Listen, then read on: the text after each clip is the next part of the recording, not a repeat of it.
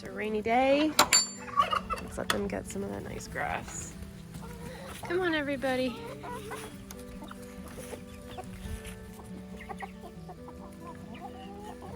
Hey, everyone.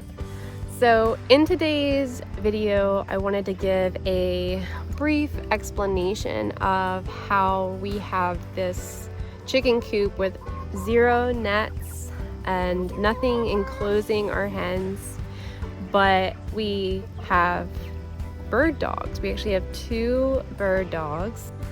This is Briar and Timber. There are short hairs. All of our chickens stay in the coop unless I open the gate for them and let them out, which I probably do like once a week. But it's really important that they stay in here when the gate isn't open. So our previous coop that we had, I'll try to insert a picture of it around here. It was fully enclosed, and in the middle of it, it had 2 posts that held up the netting in the middle. So that created like a tent, like a circus tent effect, where it was really high in the middle, but really short on the sides. So because it was so short on the sides, like if I had to clean a corner of the chicken coop or needed to get there for whatever reason, I had to like crouch down, and it hurt my back. When we redesigned the chicken coop, we designed it in a way where if we needed to put a net up, at least the rail would be higher. Just to give you an example, I'm about 5'3", so this fence stands at about 5 feet. So when we first got our new batch of birds, we knew that we were anticipating having problems with the birds jumping out. It's just, that's the nature of birds. I have to show you how cute the turkey is being right now. Hello. So anyway, we knew it was gonna happen. We didn't really have a game plan for what to do when they inevitably jumped over the fence. The first offender was one of our Barred Rock girls, who was one of our mature girls that literally were raised in the old coop with the netting over it. So I was very surprised. She kept doing it over and over again, and I was terrified that she was going to teach all of the other chickens before we had like a concrete solution for the problem. So with her, I just ended up rehoming her to a good friend of mine. So we rehomed her, and then the second offenders were the Wyandottes. So every day, 1 or more would jump out of the coop. I would come out a couple hours later, chase them around the whole perimeter of the coop eventually, and get them back in.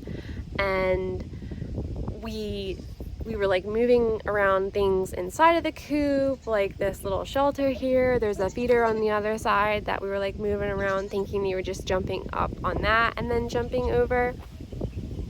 And it was a whole thing. We ended up simply clipping their wings, which is a completely painless way to prevent them from using their flight feathers. You just clip those wings, and then all of a sudden they can still hop, but they can't jump up and over. This little girl was part of the problem. So one of the things you have to think about if you clip their wings is that then they lose their ability to get away from predators, which here in New Jersey, we've got them coming from all angles. We got coyotes, raccoons, we've got eagles, falcons. So it's really important to make sure they're enclosed at nighttime, so nothing can get in, nothing can dig under. We did put, when we were installing the fence, we put wire that goes underneath. I'll show you. So this is wire that goes down into the soil. And that is so like a fox can't come along and just simply dig under and then dig under our chicken coop. That is, we actually have 2 chicken coops. That's the bigger of the 2. We also have this small.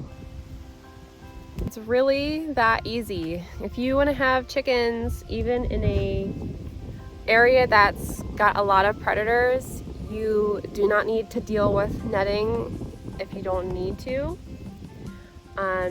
It takes a little bit of patience, a little bit of training. Like, I make sure to give them all their high value treats in here, and all the positive things happen in here. So the birds like it in here. Even when I open the gate up, half of them will go out to eat the grass and half of them will stay in.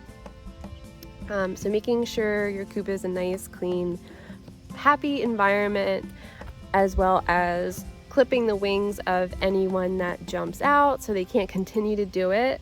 Because once it becomes like a habitual thing, it's really hard to undo. Ask me how I know.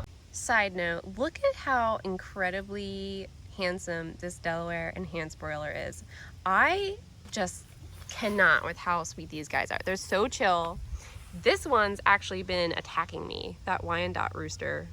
So in conclusion, I would say your first line of defense is to clip the wings of anyone that jumps out of the fence the first time, catch it early, keeping your chicken coop really nice and clean with lots of things to hide in or hide under, and generally just making it a happy place for them to be. And thirdly, letting them out on a regular basis, just so if there are any minerals or nutrients that are missing in their diet, they have the opportunity to go out and get them in their diet. And I think my last piece of advice is to set yourself up for success or failure if you're designing a new chicken coop. We honestly didn't know if this was going to work. It's been a couple months now and we haven't had any problems, but even if all of a sudden they did start jumping out for some reason, we can, if we absolutely need to, we can put a net over the coop. You know what I mean? So leave options available to yourself.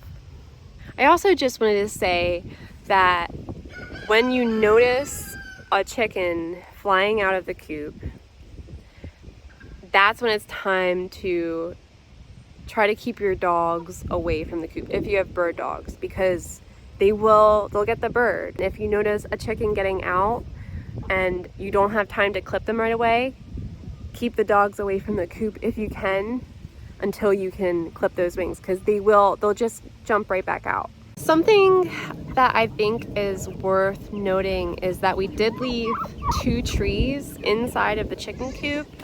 And I think it helps because I think it gives them a little bit of protection from above.